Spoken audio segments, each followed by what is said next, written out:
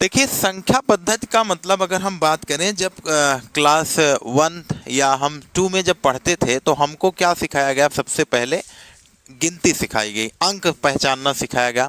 तो इसका मतलब ये हुआ कि अगर मैथ्स की बात करें कि मैथ में सर सबसे पहले क्या आया, तो मैथ्स में सबसे पहले क्या आई? डिजिट्स आई, और डिजिट्स से क्या बना? नंबर मिला।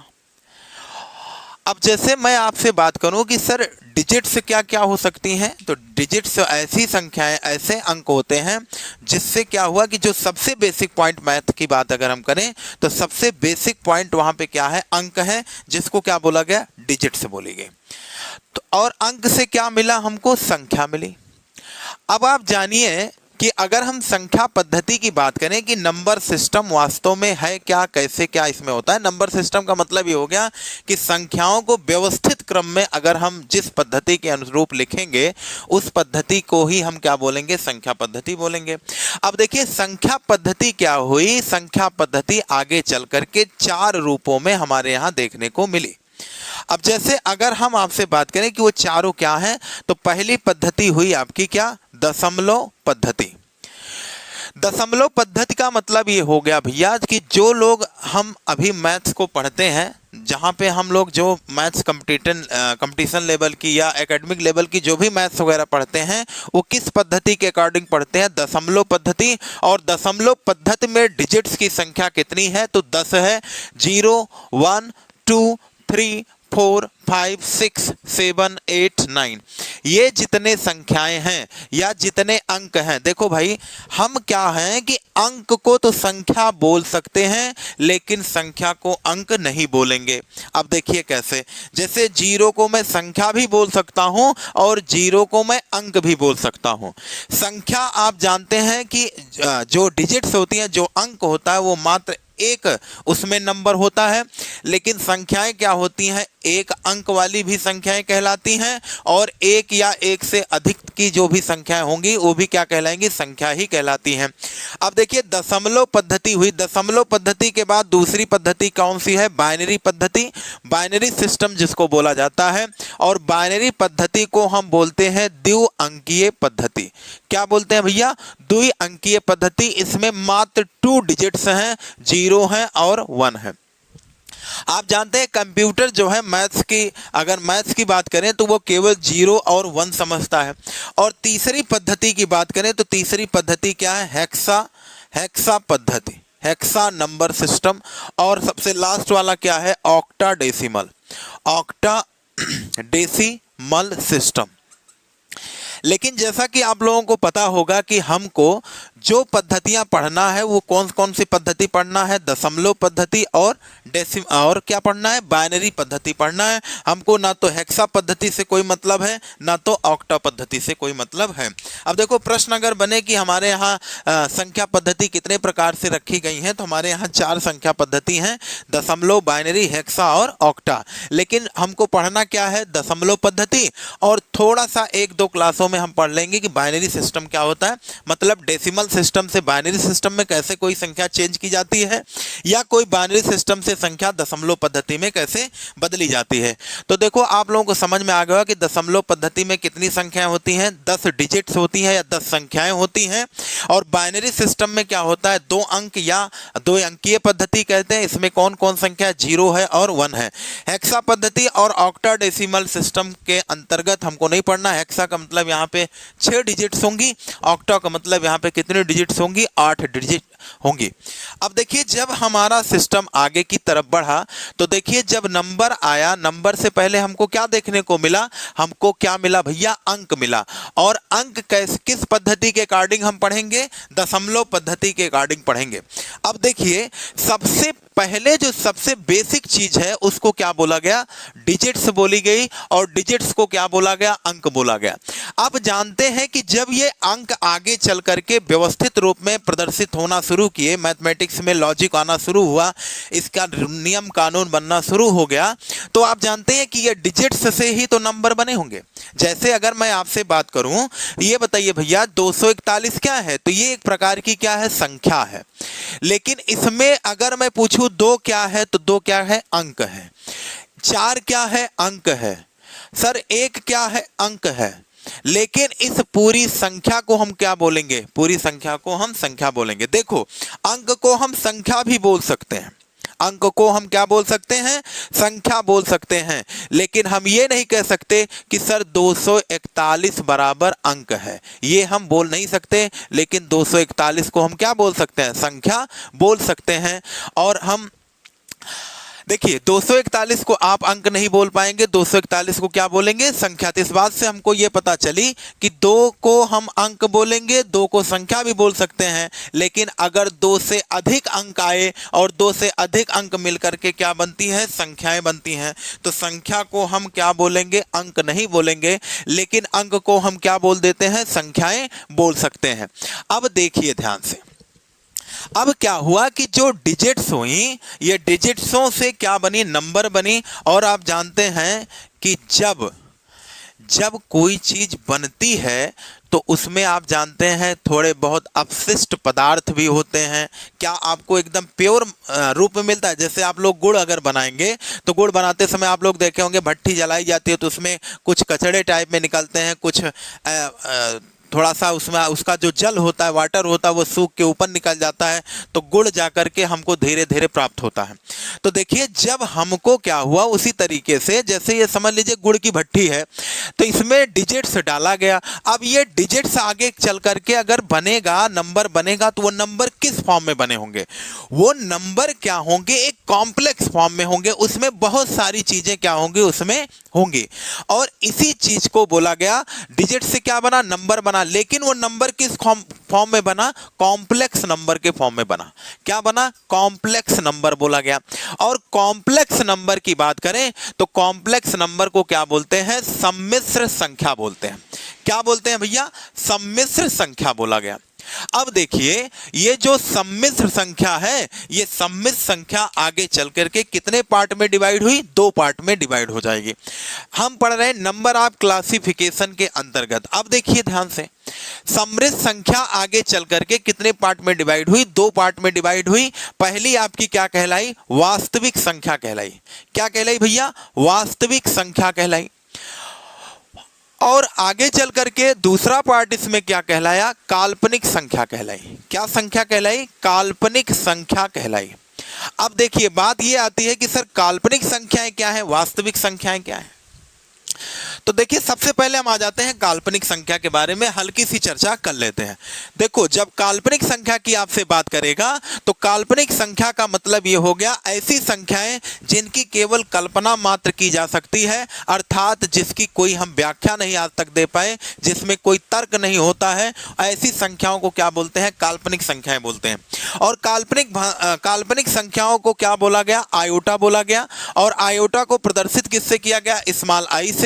अर्थात अंडर रूट के अंदर जब वैल्यू कोई ऋणात्मक आ जाए और उसका अंडर रूट आप ना निकाल पाए, मतलब ऐसी संख्याएं जिनका अंडर रूट क्या हो? माइनस हो, ऐसी संख्याओं का आप रूट निकाल ही नहीं सकते। इनका कोई लॉजिक नहीं हुआ। मैथमेटिक्स की दुनिया में बहुत लोग आए, गणितज्ञ जैसे आर्यभट्ट, श्रीधर, ये जैसे विदेशी लोग भी कुछ लोग आए, लेकिन आपने देखा होगा क्या इसका कोई सटीक कोई परिभाषीकरण कर पाया? नहीं। और जहां पर कोई परिभाषा सटीक ढंग से नहीं होती है उसको क्या बोला जाता है? CND, can not determine. हम जिसकी व्याख्या नहीं कर सकते इस दुनिया में, वो सारी की सारी चीजें क्या है? कल्पना मात्र से परी हैं, तो हम उसको क्या बोलेंगे? काल्पनिक संख्याएं बोलेंगे। और काल्पनिक संख्याओं को क्या बोला जाता है? आयोटा। इसको प्रदर्शित किससे किया जाता है? स्मॉल आई से। और स्मॉल आई का मान क्या होता है? अंडर रूट -1 होता है। पेपर में आपसे यहीं से 1-2 क्वेश्चन पूछ सकता है कि काल्पनिक संख्या को क्या कहा जाता है? आयोटा बोला जाता है। इसका मान क्या होता है? स्मॉल आई अंडर रूट -1 होता है। अब देखिए, वास्तविक संख्याएं ये हो संख्याएं होती हैं जो जिसमें कोई ना कोई लॉजिक होता है। अब जैसे देखिए, वास्तविक संख्या की बात करें तो वास्तविक संख्या भी आगे चल करके कितने पार्ट में डिवाइड हो जाएगी? आगे चल करके भैया 2 पार्ट में डिवाइड हो जाएगी। पहले पार्ट की अगर हम बात करें तो पहला पार्ट होता है पूर्णांक संख्याएं। क्या होती हैं? पूर्णांक संख्याएं। पूर्णांक संख्याएं। और दूसरे पार्ट की बात करूं तो होती है क्या? दशमलव संख्या। क्या होती है? दशमलव संख्या। अब देखिएगा कि आपकी पूर्णांक संख्याएं क्या होती हैं, दशमलव संख्याएं क्या होती हैं। पूर्णांक संख्याओं का मतलब ये होता है ऐसी संख्याएं जो संख्या रेखा पर प्रदर्शित की जा सके। हम कह सकते हैं जैसे 0, 1, 2, 3, 4 डॉट डॉट। आप जानते होंगे कि संख्याएं कितनी हैं, संख्याएं हमारी अनंत हैं।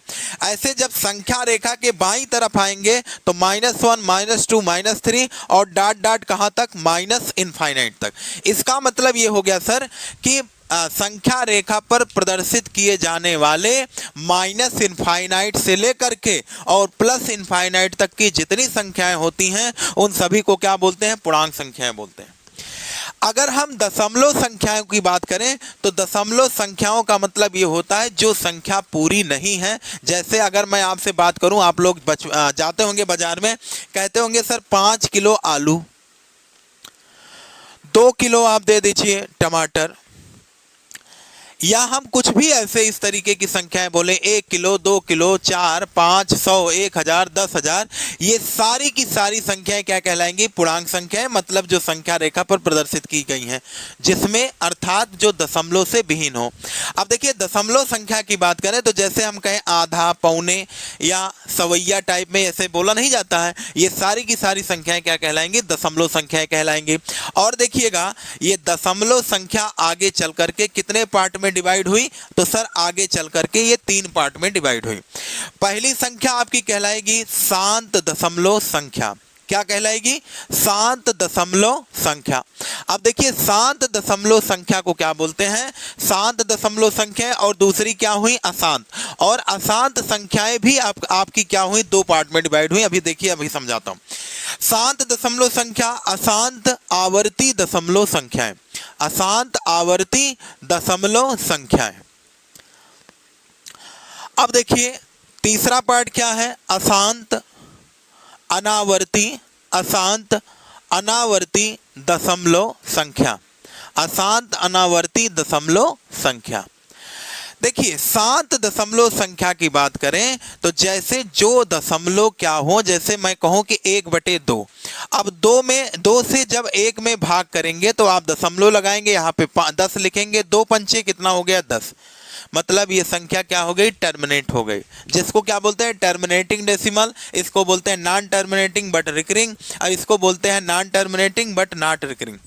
अब देखिएगा यहाँ पे बात को ध्यान से समझिए, दशमलव संख्याएं क्या होती हैं। दशमलव संख्या आप लोग जान ही चुके हैं। ये कितने पार्ट में इसका क्लासिफिकेशन हुआ है, 3 पार्ट में। पहला शांत दशमलव, दूसरा अशांत, और तीसरा क्या हो गया, अशांत अनावर्ती दशमलव संख्या। अब ध्यान से समझिएगा, जब देखिए 1/2 हो गया तो 1/2 में आपने भाग किया तो एक समय आने के बाद ये संख्या क्या हो गई, टर्मिनेट हो गई, मतलब शांत हो गई, रुक गई। अब इसके आगे हम चाहे जितना काटने की कोशिश करें, अब कुछ बचा नहीं है। लेकिन जैसे मैं अगर आपसे कहूं 1/3 है तो 3 से जब 1 में भाग करेंगे तो यहाँ दशमलव लगाएंगे, यहाँ पे अगर आप ऐसे 0 बढ़ाएंगे तो 3 त्रिक 9, 1 आ गया, फिर 3 त्रिक 9, फिर 3 त्रिक 9, मतलब आप इसको अब जीवन भर काटते रहेंगे, ये संख्या कभी कटेगी नहीं। अब हम कह सकते हैं कि शांत दशमलव का एग्जाम्पल की अगर हम बात करें तो जैसे हम कह सकते हैं क्या, 0.5, 0.25, 0.75, ये सारी की सारी संख्याएं क्या कहलाई, शांत दशमलव संख्या कहलाई। अब देखिए कुछ संख्याएं ऐसी हैं जिनको जीवन भर आप काटेंगे, वो कभी कटेंगी नहीं। जैसे हमने कहा कि 1 में 3 से भाग करो तो देखो ये संख्या बढ़ती चली जा रही है और नीचे शेषफल भी बढ़ता चला जा रहा है, तो इसको क्या बोलेंगे, अशांत दशमलव। अब देखिए अशांत दशमलव में क्या होंगे, इसमें देखिए ये संख्या क्या कर रही है, बार बार रिपीट कर रही है। तो इसका एग्जाम्पल अगर आप समझेंगे तो इसको लिख सकते हैं 0.3333 इनफाइनाइट बार, या 0.545454 dot dot, 0.123123 dot dot infinite बार। मतलब आप ऐसा समझ सकते हैं कि जैसे देखो इसमें एक दशमलव के बाद एक संख्या रिपीट कर रही, मतलब एक अंक 3 है। इसमें देखिए दो संख्याएं 5 4 5 4 रिपीट कर रही हैं, मतलब इसमें एक ग्रुप रिपीट कर रहा है। और इसमें देखिए 3-3 लोगों का 3-3 अंकों का रिपीटेशन स्टार्ट है, मतलब दशमलव के बाद चाहे कोई नंबर रिपीट करे या कोई अंक रिपीट करे या हम कह सकते हैं कोई जोड़ा रिपीट करे, उन सारी संख्याओं को क्या बोलते हैं? अशांत आवर्ती का मतलब क्या होता है? रिपीटेशन, पुनरावृत्ति। तो अशांत आवर्ती दशमलव संख्या कहलाती है।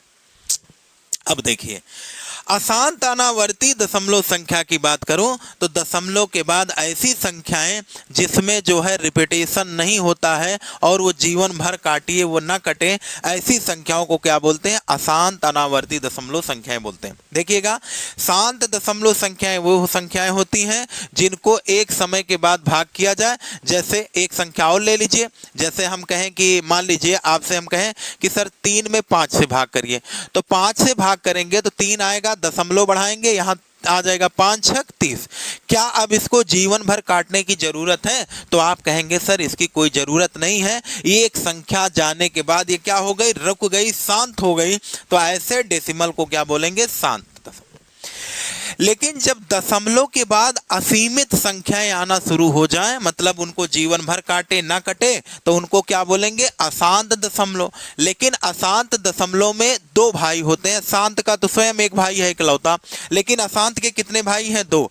एक तो आवर्ती, मतलब उसमें क्या करेगा? एक अंक, 2 संख्याएं और आपके कोई ग्रुप क्या करेंगे? बार बार रिपीट करते रहेंगे, तो उनको क्या बोलेंगे? अशांत आवर्ती दशमलव संख्या। अब देखिए इसकी बात अगर मैं करूं तो अशांत अनावर्ती दशमलव संख्याएं क्या होती हैं? दशमलव के बाद ऐसे अंक जो आते रहें और उसमें कोई लॉजिक ना दिखे। क्या इसमें 1 के बाद 1 आया? 1 के बाद 1 नहीं आया।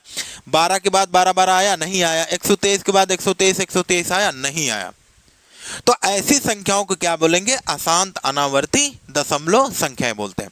तो देखिए फिर से समझ लीजिए, आपने देखा कि संख्या पद्धति हमारे यहाँ 4 प्रकार से आई। पहला पद्धति आई डेसिमल सिस्टम, दूसरा सिस्टम आया हमारे यहाँ बाइनरी, तीसरा ऑक्टा और चौथा आपका क्या कहलाया? हेक्साडेसिमल कहलाया। और आप जानते हैं सबसे बेसिक फॉर्म डिजिट्स आई, और डिजिट्स अगर हम पढ़ रहे हैं डेसिमल सिस्टम के अंतर्गत तो हमारे यहाँ डिजिट्स कितनी हैं? तो हमारे यहाँ डिजिट्स टोटल 10 हैं, इसीलिए इनको क्या बोला गया? दशमलव पद्धति।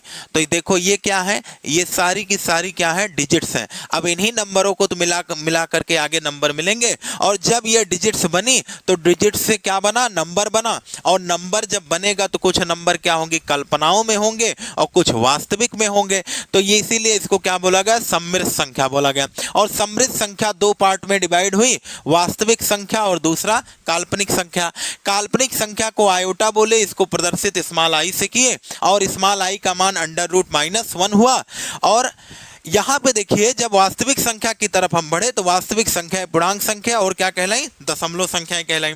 पूर्णांक संख्याएं जैसे 10 किलो, 5 किलो, 2 किलो, 1 किलो से 1000 किलो, जो भी आप बोलिए, मतलब पूरा का पूरा बोलिए, उसमें दशमलव नाम मात्र भी ना हो, उनको क्या बोलते हैं? पूर्णांक संख्याएं बोलते हैं संख्या रेखा पर।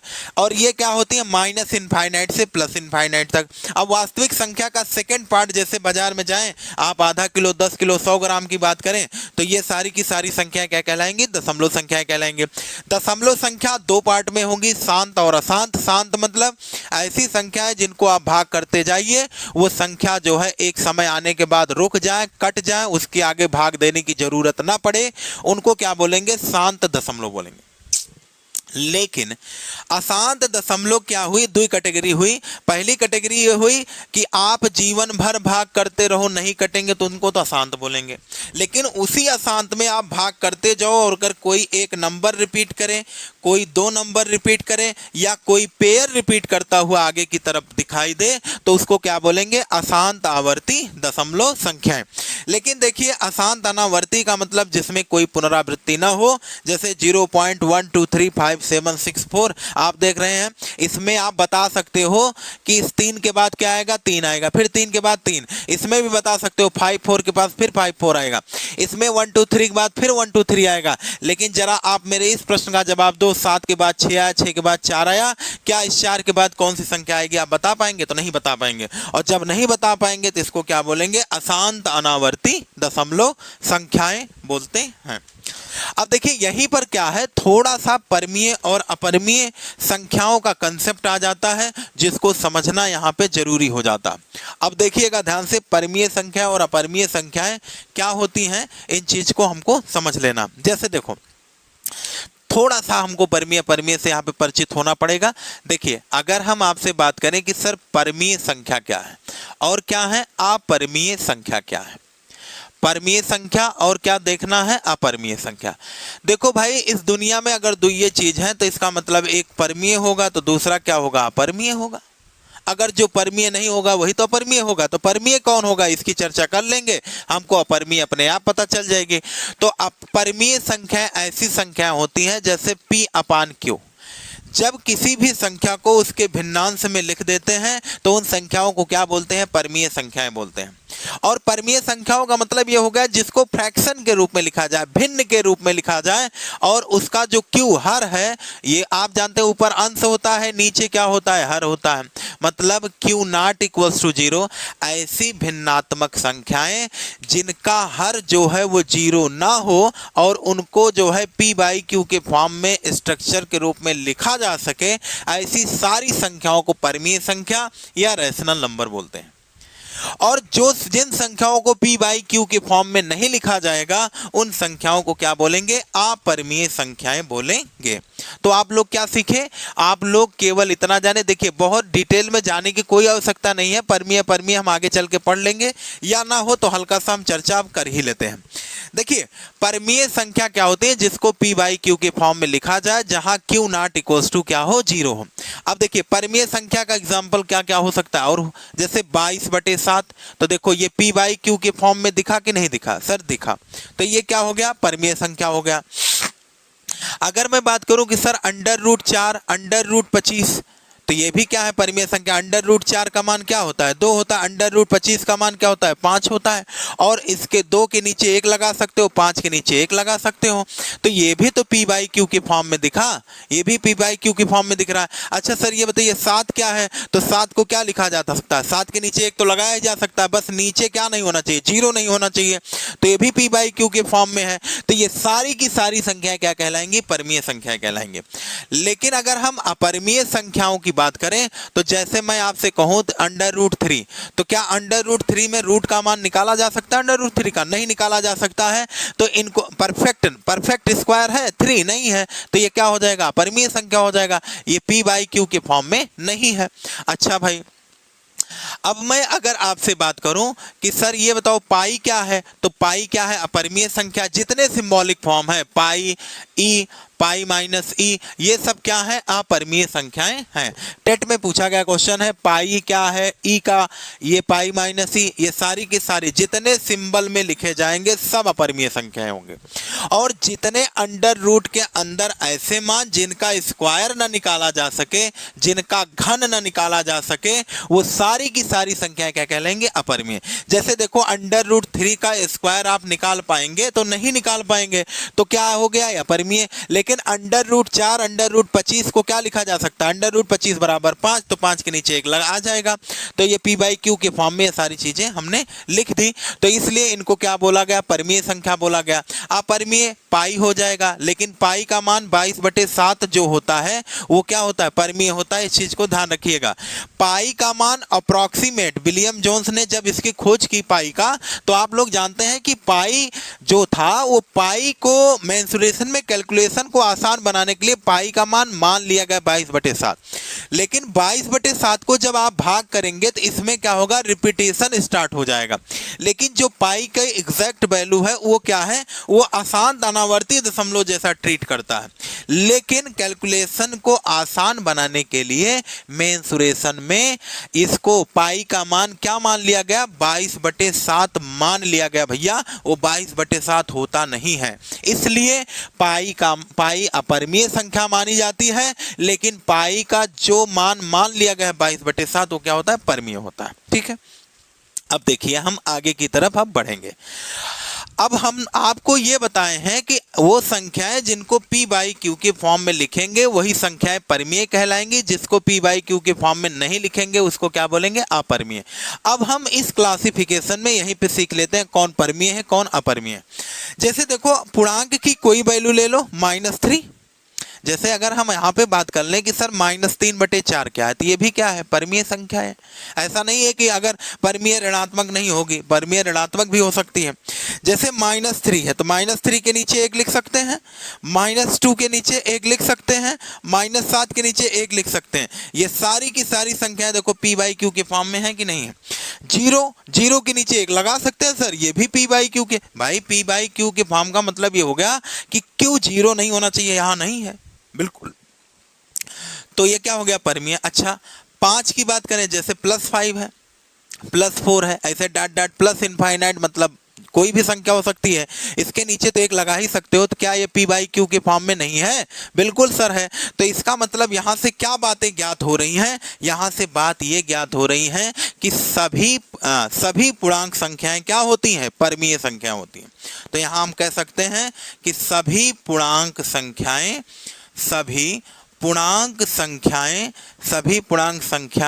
क्या होती हैं, परिमेय संख्या होती हैं, परिमेय संख्या होती हैं। चलिए अब हम आगे की तरफ बढ़ेंगे। अब देखिए अगर हम शांत दशमलव अशांत दशमलव में आवर्ती और अनावर्ती की बात करें तो जरा ये बताओ, जिसको आप p बाई क्यू के फॉर्म में लिख लोगे वो क्या हो जाएगी, परिमेय। अब आइए हम एक एक एग्जाम्पल को उठा लेते हैं। इसको अगर हम उठाएंगे तो 0.5, तो 0.5 को क्या लिख सकता हूँ, 5/10 लिख सकता हूँ कि नहीं, क्योंकि दशमलव एक अंक से हटाऊंगा तो उतना 0 नीचे आ जाएगा। तो 5 एकम 5 दूना 10, तो कितना आ गया, 1/2। क्या ये p बाई क्यू के फॉर्म में नहीं है, तो सर कहेंगे बिल्कुल है। अच्छा भैया 0.75 उठा लो, 0.75 को क्या लिख सकते हो, 75/2 अंक पे दशमलव है तो नीचे 2 अंक आ गया, 25 × 75 चौको 100। क्या 3/4 p/q के तरीके से नहीं है, तो सर बिल्कुल है। तो इसलिए 1/2 का मान क्या है, 0.5। तो 0.5 भी क्या है, परिमेय संख्या है। 0.75 क्या है, परिमेय संख्या है। तो इस बात से क्या पता चला कि जितने शांत दशमलव हैं वो सारे के सारी दशमलव संख्याएं क्या होते हैं, परिमेय संख्या होते हैं।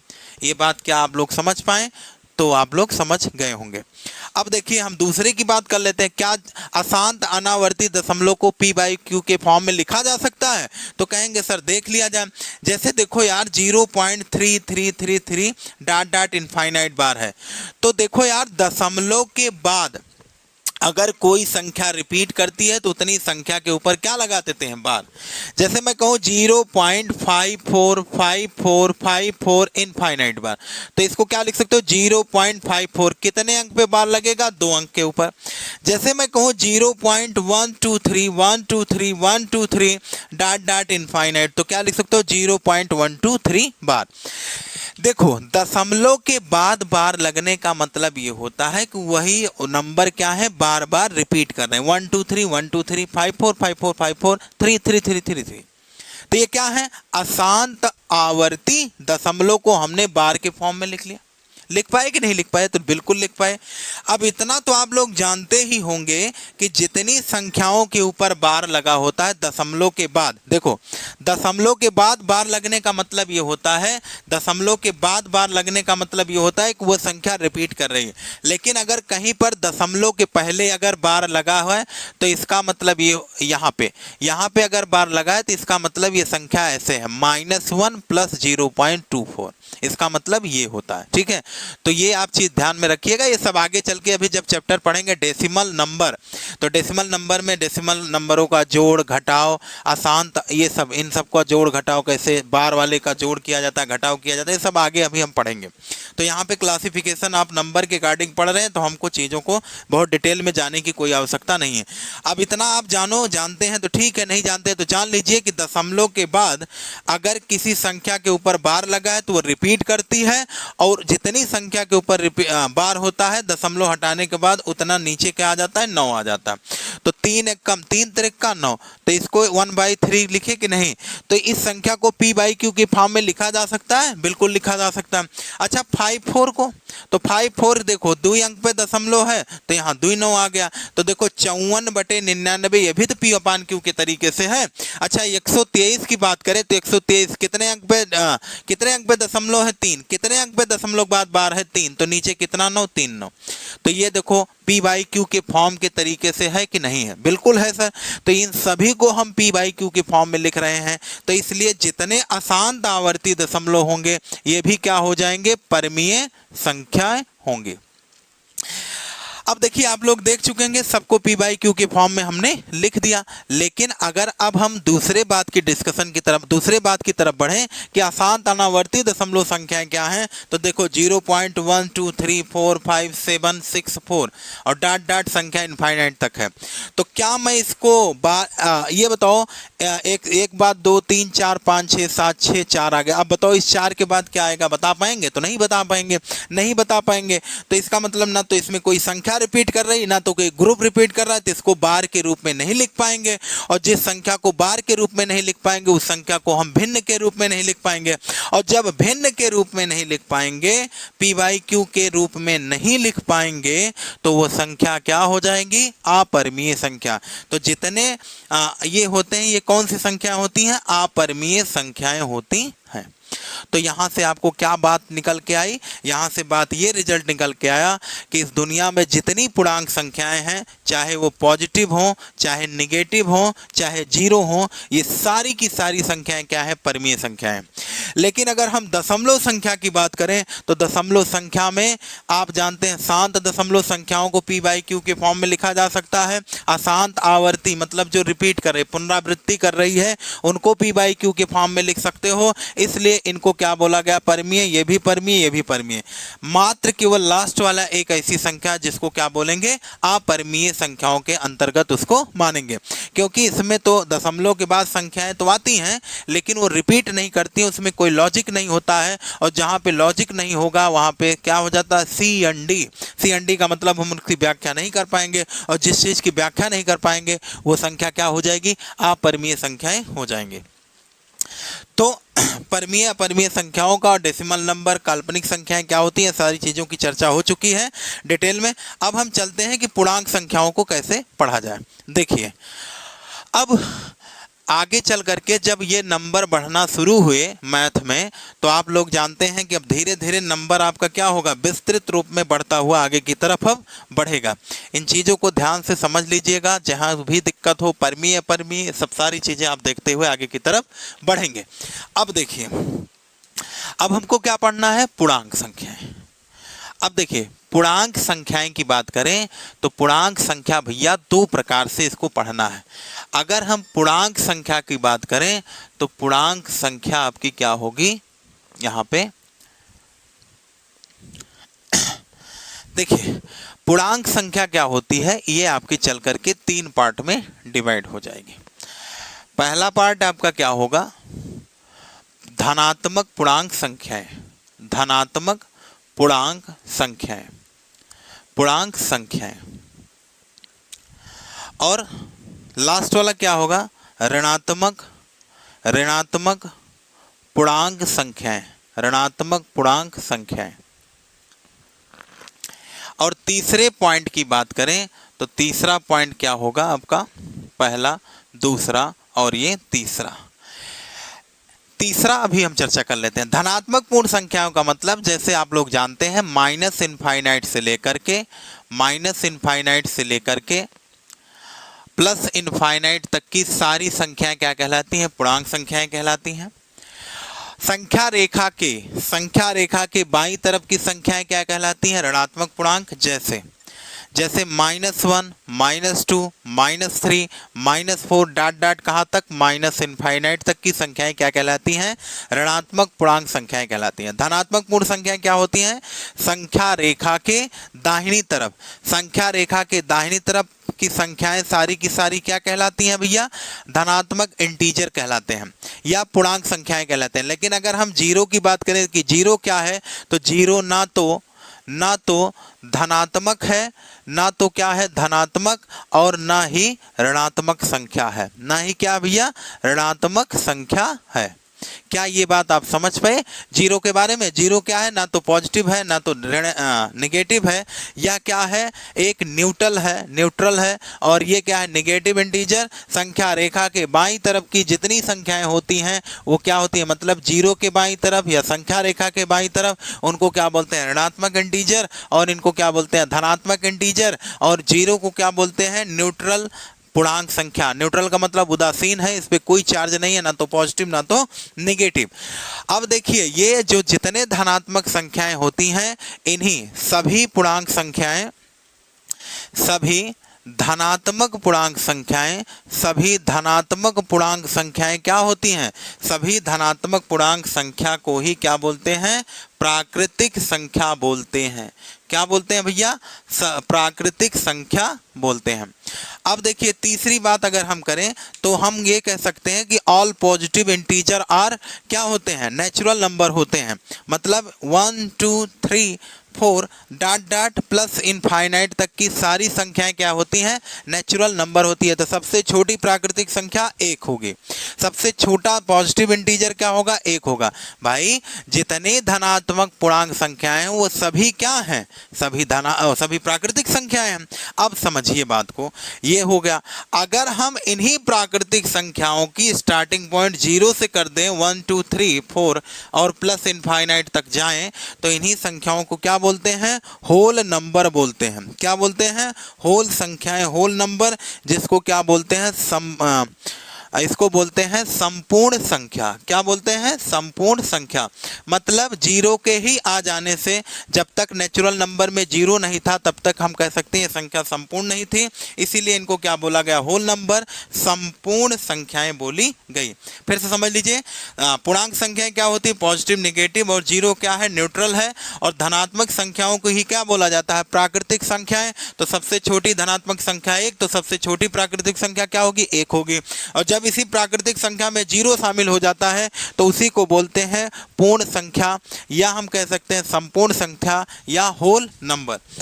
और अगर हम बात करें आगे चल करके, तो आगे चल करके अब क्लासिफिकेशन होगा किसका? धनात्मक संख्याओं का। धनात्मक पूर्णांक की हम क्लासिफिकेशन आगे बढ़ेंगे। अब देखिए, धनात्मक का मतलब ये हो गया कि पॉजिटिव इंटीजर। क्या होगा भैया? Positive integer. पॉजिटिव इंटीजर क्या होगा? मतलब आपका क्या होगा? धनात्मक पूर्णांक संख्या। अब देखिए, धनात्मक पूर्णांक संख्या जो है भैया, धनात्मक पूर्णांक संख्या जो है, ये आगे चल करके 2 पार्ट में डिवाइड हो जाएगी। पहला पार्ट आपका क्या होगा? पहला पार्ट होगा आपका sir prime number. Prime number, और प्राइम नंबर को क्या बोलते हैं? अभाज्य संख्या बोलते हैं। क्या बोलते हैं भैया? अभाज्य संख्या बोलते हैं। और दूसरे नंबर की बात करें तो दूसरा नंबर क्या होता है? कंपोजिट नंबर होता है। क्या होता है? कंपोजिट नंबर होता है, जिसको क्या बोलते हैं? भाज्य संख्या बोलते हैं। अब ध्यान से समझिएगा, भाज्य संख्याएं और अभाज्य संख्याएं क्या होती हैं, इस चीज को ध्यान से समझा जाए। देखिए भैया, अगर हम आपसे बात करें कि अभाज्य संख्याएं क्या होती हैं, भाज्य संख्या होती हैं, तो आइए किताबी भाषा की अगर हम चर्चा कर लें तो हम कह सकते हैं कि ऐसी पूर्णांक संख्याएं जिसके मात्र 2 गुणनखंड संभव हो, जिसके मात्र 2 गुणनखंड ही संभव हो, वह अभाज्य संख्या कहलाती। वह मात्र, आपके ऐसे बोल सकते हैं, ऐसी पूर्णांक संख्या है जिसके मात्र 2 गुणनखंड ही संभव हो, जिसमें एक स्वयं हो तो दूसरा गुणनखंड क्या हो? तो दूसरा गुणनखंड 1 हो। वह संख्या अभाज्य संख्या कहलाती है। वह संख्या क्या कहलाएगी? अभाज्य संख्या कहलाएगी। अगर हम भाज्य संख्या की बात करें तो भाज्य संख्या का मतलब ऐसी संख्याएं जिनके ऐसी संख्या जिसके दो से अधिक गुणनखंड हो, जिससे दो से अधिक गुणनखंड हो, वह संख्या क्या कहलाएगी? भाज्य संख्या कहलाएंगे। अब पूरा नहीं लिख रहे हैं क्योंकि टाइम व्यतीत हो जाएगा ज़्यादा। तो आप लोग देखिए, किताबी भाषा तो समझ गए होंगे कि ऐसी पूर्णांक संख्याएं जिसके मात्र 2 गुणनखंड हों, वो संख्याएं क्या कहलाती हैं? वो क्या कहलाएंगी? अभाज्य संख्या, जिसमें एक तो एक हो और दूसरा क्या हो? स्वयं हो। अगर हम कंपोजिट नंबर की बात करें तो जिसके दो से अधिक गुणनखंड संभव हो, और उसको क्या बोलेंगे? Composite number. अब देखो यहाँ पे आप लोग देखें कि क्या होने चाहिए? 2 फैक्टर होना चाहिए, एक तो स्वयं हो और एक हो।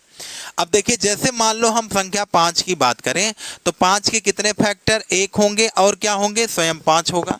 29 के कितने फैक्टर? तो सर 29 का 1 होगा और क्या होगा? स्वयं 29 होगा। लेकिन अगर हम आपसे बात करें कि 6 के बताइए, तो 6 का तो 1 तो स्वयं होगा, दूसरा 6 होगा, दूसरा क्या होगा? तीसरा आ जाएगा 3, और चौथा आपका क्या हो जाएगा? 2। मतलब हम यहाँ से ये भी बात कह सकते हैं कि ऐसी संख्याएं जो स्वयं से कटे और एक से कटे, वो संख्याएं क्या कहलाएंगी? अभाज्य संख्या। जो स्वयं से कटे और एक से कटे, वो केवल क्या कहलाएंगी? अभाज्य संख्याएं। और जो संख्या स्वयं से कटे, एक से कटे, लेकिन इन दोनों के साथ साथ किसी तीसरी संख्याओं से भी कटे, तीसरी संख्या मतलब 3 संख्याओं से अधिक से भी कटे, तो उनको क्या बोलेंगे? भाज्य संख्याएं। जैसे मैं पूछूं कि 12, तो 12 1 से भी कटेगा, 2 से भी कटेगा, 3 से भी कटेगा, 4 से भी कटेगा, 6 से भी कटेगा, और 12 स्वयं से कटेगा। तो आप देखिए 12 तो स्वयं से और एक से कट ही रहा है, लेकिन शेष देखिए 4 संख्याएं और भी तो इसको काट रही हैं, तो इन संख्याओं को क्या बोलेंगे? भाज्य संख्याएं बोलेंगे। और इन संख्याओं को क्या बोलेंगे? अभाज्य संख्याएं। जैसे अगर मैं 13 को बात करूं तो 13 को एक काटेगा और स्वयं काटेगा, लेकिन क्या 13 के लिए और कोई संख्या है? तो नहीं है। तो 13 क्या हो जाएगा? अभाज्य संख्याएं हो जाएंगी, और ये संख्याएं क्या हो जाएंगी? भाज्य संख्याएं हो जाएंगी। अब देखिए क्वेश्चन क्या बनता है, यूपी टेट में क्वेश्चन पूछा गया कि 1 से लेकर 50 तक कितनी अभाज्य संख्याएं हैं? 1 से लेकर कितनी अभाज्य संख्याएं हैं? तो कितनी अभाज्य संख्याएं हैं? तो कहेंगे सर कितने हैं? 15 हैं। और 50 से 51 से लेकर के 100 तक कितनी हैं? तो कहेंगे सर 10 हैं। और 1 से लेकर अगर मैं पूछूं कि 100 तक कितनी संख्याएं हैं, तो टोटल कितनी है भैया? 25 हैं। तो जरा ये बताओ, 1 से लेकर 100 तक 25 कितनी हो जाएंगे? 1 से 100 तक अगर 25 हो गई अभाज्य संख्या, तो 100 से 25 घटा देंगे तो 75 कितनी हो जाएंगी? भाज्य संख्या हो जाएंगी। तो 1 से 100 तक कितनी संख्याएं भाज्य संख्याएं हैं? तो कहेंगे सर टोटल 25 है। 1 से 50 तक 15, 51 से लेके 100 तक 10, तो 1 से लेके 100 तक कितने? 25। और जब 100 तक 25 अभाज्य हो गए, तो उसमें से जो बाकी 75 संख्याएं बच रही हैं, वो संख्या क्या कहलाएंगी? अभाज्य संख्याएं कहलाएंगी।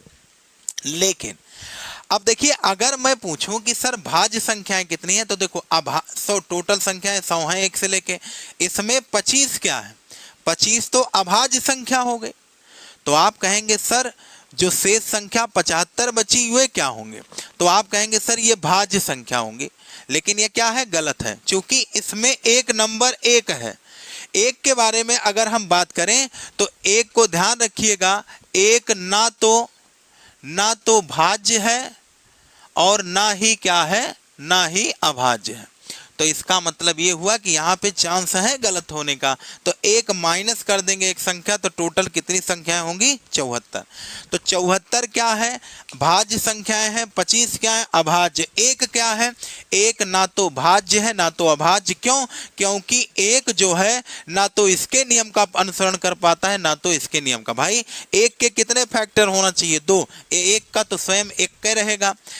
और अगर हम भाज्य संख्या के अकॉर्डिंग बात करें तो इसके कितने गुणनखंड होने चाहिए? 2 या 2 से अधिक। तो इसके कितने गुणनखंड है? 1 भी नहीं है। और अगर हम अभाज्य गुणनखंड की बात करें तो इसमें कहा है कि या तो स्वयं से कटे या तो 1 से कटे। तो 1 ये है, स्वयं ही है, तो केवल 1 ही तो होगा। तो 1 क्या है? ना तो भाज्य है ना तो अभाज्य है। अब देखिए हम आगे की बात करें तो आगे की तरफ अगर हम चर्चा करें तो भाज्य अभाज्य संख्याओं के बारे में हम लोग सीख चुके हैं। अब देखिए यहाँ से हम क्वेश्चन आपसे फिर से पूछ रहे हैं कि देखिए इसको और फिर से ज़्यादा प्योरीफाई कर लीजिए। जैसे देखिए हमने कहा कि 1 से लेकर 50 तक कितनी अभाज्य संख्या है, तो कहेंगे सर टोटल कितनी होंगी 15। 51 से लेके 100 तक कितनी है, तो कहेंगे सर 10। तो 1 से लेके 100 तक कितनी है, तो कहेंगे सर टोटल कितने होंगे 25 होंगे। क्या ये बात समझ पाए? बिल्कुल समझ पाए। अब देखिए हम आगे की तरफ जब बढ़े तो देखिए हमने पूछा कि टोटल 100 संख्याएं हैं 1 से, तो इसमें अभाज्य संख्या कितनी हो गई? अभाज्य हो गई टोटल कितनी 25। बाकी कितनी संख्याएं बची? 75 संख्याएं। तो इस 75 में एक भी तो होगा, तो एक क्या है, ना तो भाज्य है ना तो अभाज्य, तो एक हट गई तो कितने बचे 74। तो 74 क्या है? भाज्य संख्या है। तो 25 क्या है? अभाज्य। एक क्या है? एक ना तो भाज्य है ना तो क्या है भाज्य, और ना ही क्या है, और ना ही क्या है अभाज्य है। क्या ये बात आप समझ पाए? तो हमको उम्मीद है कि आप लोग समझ गए होंगे। अब देखिए हम आगे की तरफ अब बढ़ना शुरू करें। अब देखिए पॉजिटिव इंटीजर भी आपका कितने पार्ट में डिवाइड हुआ? 2 पार्ट में डिवाइड हुआ, जिसको क्या बोला गया? भाज्य एवं अभाज्य। अच्छा क्वेश्चन ये पूछता है कि 2 क्या है, तो 2 के बारे में अगर हम बात करें तो 2 क्या है? 2 का एक फैक्टर 1 होगा और क्या होगा? 2 स्वयं होगा। तो देखिएगा ध्यान से, अगर हम 2 के बारे में बात करें तो 2 क्या है? अगर मैं बात करूं कि 2 क्या है, तो 2 सबसे छोटी अभाज्य संख्या है। 2 क्या है? सबसे छोटी क्या है? अभाज्य संख्या है। इस चीज को ध्यान में रखिएगा, क्योंकि ये 2 बहुत बड़े काम की चीज है। 2 क्या है? सबसे छोटी अभाज्य संख्या। देखो कभी कभी क्या पूछा जाता है, कथन निष्कर्ष में पूछ लेता है कि ये बताइए निम्न में कौन सा विकल्प सत्य है? क्या भाज्य संख्याएं ऋणात्मक हो सकती हैं? नहीं हो सकती हैं। क्या अभाज्य संख्याएं ऋणात्मक हो सकती हैं? तो नहीं हो सकती हैं, क्योंकि भाज्य और अभाज्य संख्याओं की पैदाइश कहाँ से हुई है? पॉजिटिव इंटीजर से हुई है, जिसको बोला गया धनात्मक पूर्णांक संख्याएं। और धनात्मक पूर्णांक संख्याएं का क्लासिफिकेशन किसमें हुआ है? भाज्य और अभाज्य में। तो कभी कभी कथन में क्वेश्चन ये सब पूछना शुरू कर देता है। तो आपको हम जब नंबर ऑफ क्लासिफिकेशन पढ़ाएंगे तो क्लासिफिकेशन के बाद जो भी लमसम 25-30 क्वेश्चन बनते हैं जो आपके कथन से बनते हैं, तो उनकी चर्चा हम लास्ट वीडियो में करेंगे। अभी क्लासिफिकेशन नंबर ऑफ खत्म नहीं हुआ है, अभी हम आगे की तरफ फिर बढ़ रहे हैं। तो देखिए सबसे छोटी अभाज्य संख्या क्या है? 2 है। और सबसे छोटी भाज्य संख्या क्या है? तो सबसे छोटी भाज्य संख्या क्या है? 4 है। और एक क्या है? एक ना तो भाज्य होगा ना तो अभाज्य होगा। अब देखिए अब हम दूसरे बात की चर्चा करें तो यहाँ पे हम दूसरे टॉपिक की बात करें तो दूसरा टॉपिक क्या होगा? जैसे इंटीजर हुआ। अब इंटीजर आप लोग एक बार क्लासिफिकेशन इसका पढ़ चुके हैं कि इसका सर क्लासिफिकेशन पॉजिटिव नेगेटिव में हुआ है, लेकिन यही इंटीजर क्या होगा भैया आगे चल करके ये base of odd and even के अनुसार हम अगर इनका क्लासिफिकेशन करें, इनको क्या बोलते हैं? पूर्णांक संख्या। इसको क्या बोलेंगे? पूर्णांक बोलेंगे। अब देखो पूर्णांक क्या होगा? 2 पार्ट में डिवाइड होगा। क्या होगा? सम संख्या। और सम संख्या को क्या बोलते हैं? इवन नंबर बोलते हैं। क्या बोलते हैं? इवन नंबर बोलते हैं। और दूसरे को क्या बोलते हैं? विषम संख्या बोलते हैं। अब ध्यान दीजिएगा, विषम संख्या जैसे आप देखें कि जो पॉजिटिव इंटीजर डिवाइड हुआ तो वो क्या हुआ? भाज्य अभाज्य में हुआ। अब इंटीजर क्या होगा? इंटीजर में तो आप जानते हैं माइनस इनफाइनाइट से लेकर के प्लस इनफाइनाइट तक की जितनी संख्याएं होती हैं सब क्या होती हैं? पूर्णांक होती हैं।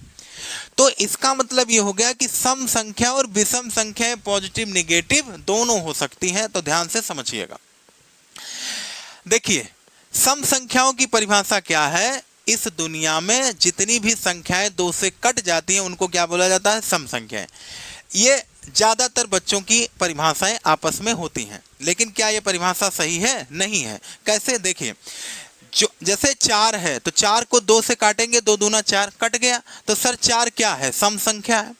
ऐसे 6 को 2 से काटेंगे, सर ये भी कट जाएगा, 2 तिहाई 6, तो कहेंगे सर 6 क्या है? सम संख्या है। तो भैया 2.4 को 2 से भाग करोगे तो क्या 1.2 नहीं कटेगा? पूरा कट जाएगा।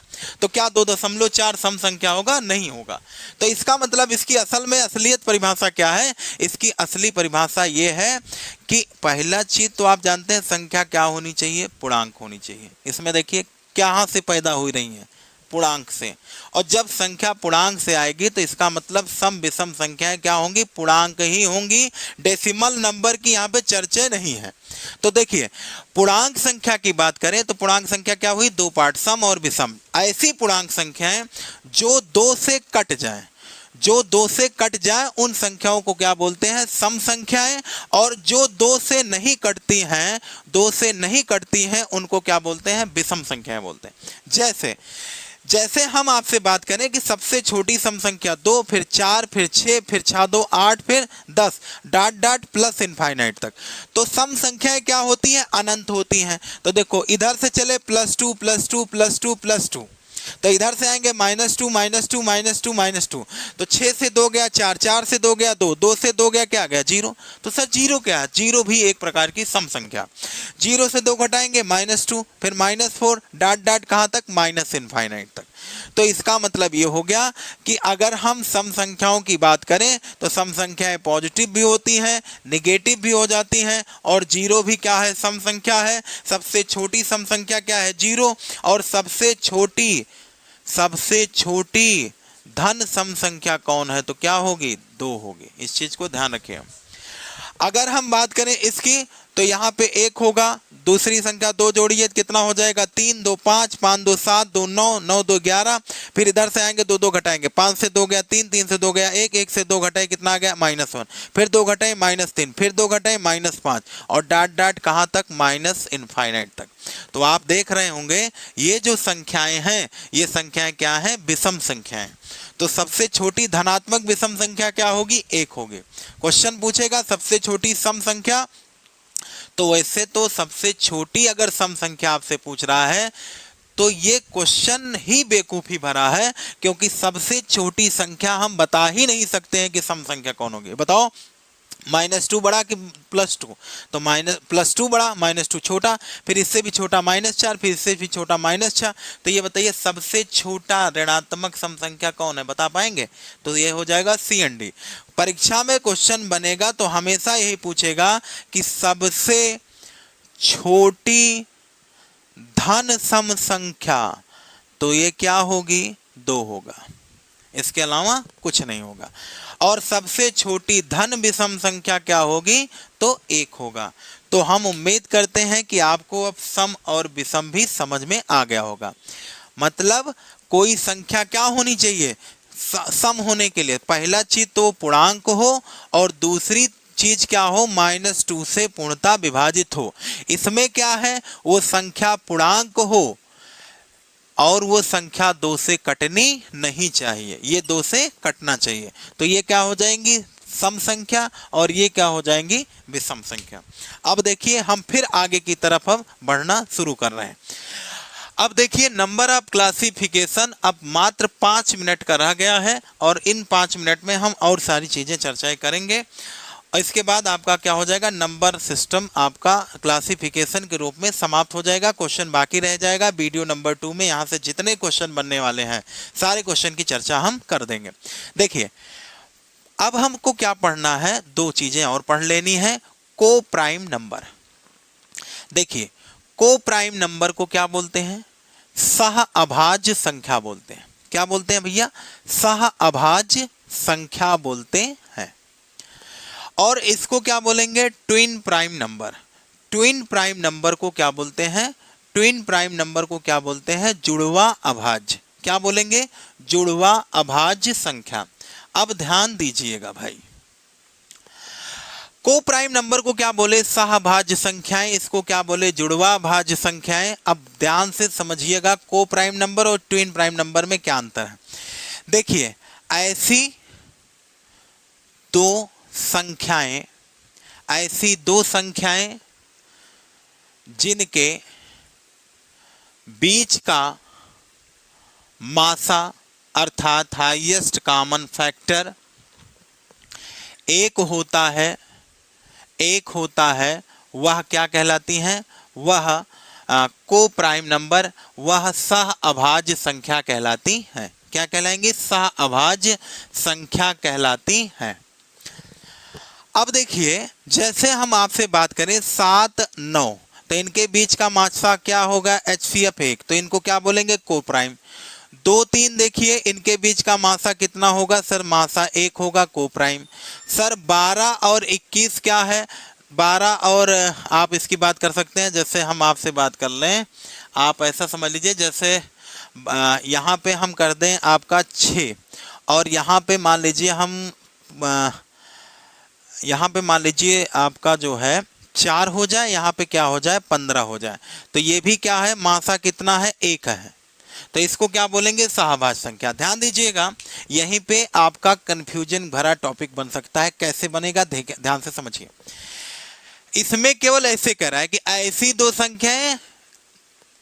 दो संख्याएं या हम कह सकते हैं 2 से अधिक संख्याएं जिनके बीच का मासा 1 होगा, वो संख्याएं क्या कहलाएंगी, न्यूनतम तो 2 रहेंगी, 2 से अधिक भी हो सकता है, लेकिन पेपरों में जो भी हमको टाइप पढ़ना है क्वेश्चन का, उसको तो हमको 2 को ही चलना है लेकर के। जैसे हम ये भी कह सकते हैं 1 2 3, ये सब क्या है, को प्राइम नंबर है, क्योंकि इन तीनों संख्याओं के बीच में मासा एक आना चाहिए और यहाँ पे मासा कितना 1 है, तो इसको क्या बोलेंगे, सहभाज्य संख्या बोलेंगे। चलो अब सहभाज्य संख्या हो गई।